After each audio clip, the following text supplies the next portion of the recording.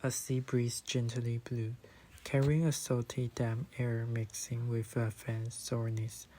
A woman and her 8-year-old son lived a simple, happy life in a humble seaside cabin. Listening to the child's playful laughter was the happiest moment for mother. One day, the wind suddenly picked up, a sky turning dark, with a storm clouds, and it started pouring rain. The wave crashed against the rocks, making a huge booming noise, like a sea was roaring. The woman stood in front of the shack, anxiously calling out to her son, who was playing on the beach. Come back! Come back! Get inside! But her voice was lost in the wind and rain. The rain was coming down in sheets.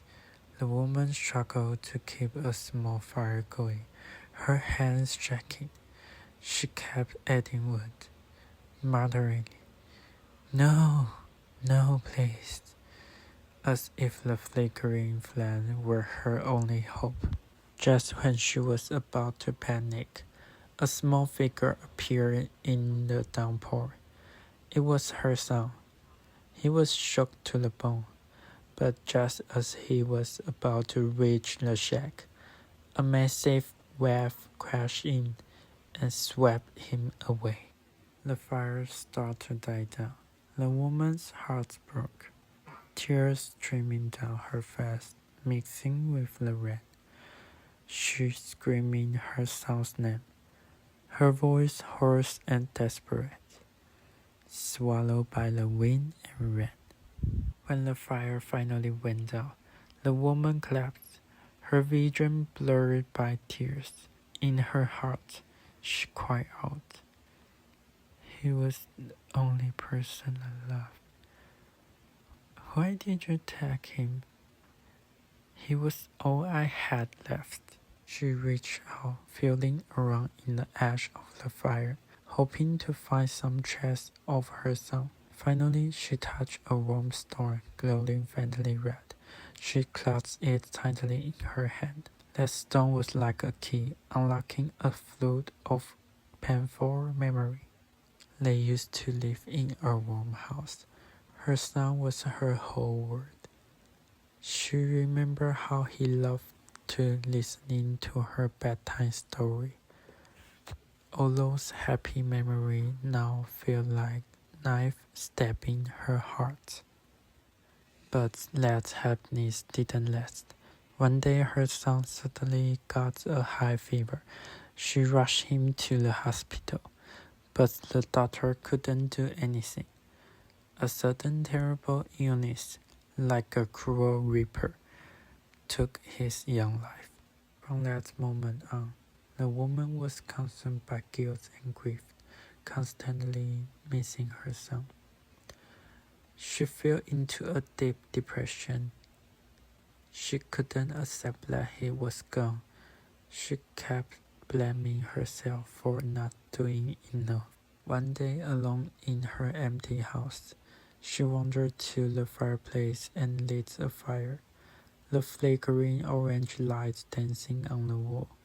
She thought about ending her own life. Without her son, there was no point in living. She closed her eyes and in a flicker flame, she thought she saw her son. He was reaching out to her. She couldn't believe her eyes. She rubbed them and opened them again, and he was still there. Overwhelmed by longing, she ran to him and hugged him tightly. But as she did, she knocked over the fire. As the flames died down, her son's figure faded away. She couldn't bear losing him again and again. She started frantically adding more wood to fire, trying to make it burn brighter, desperate to see him again. The fire grew bigger and bigger, eventually setting a whole house ablaze. The flame engulfed what was left of her sanity. Firefighters arrived and tried to put out the fire, but the woman screaming for them not to use water. clutching a burning piece of wood, as if it were her beloved son. She felt the fire and stumbled to a deserted beach. She carried the burning wood to a broken down shack and went inside. Carefully, she built a small fire, surrounding it with stone. Terrified of losing this last connection, her hands were burning and blistered, but she didn't care. She just stared at the flame, a faint smile on her face. As the flames rose, the lights flickering on her face, she whispered her son's name, and his image reappeared. She reached out and embraced him. In her delusion, her son was smiling at her, snuggling close. Deep down, she knew it was all a dream, but she clung to that illusion because it was all she had left. She preferred to be lost in that fantasy rather than face the unbearable pain of losing her son. The sea wind continued to blow. The wave continued to crash on the shore, only the small shack burning slightly, reflecting the image of the mother who had lost everything, embracing a famine of hope, lost in endless darkness.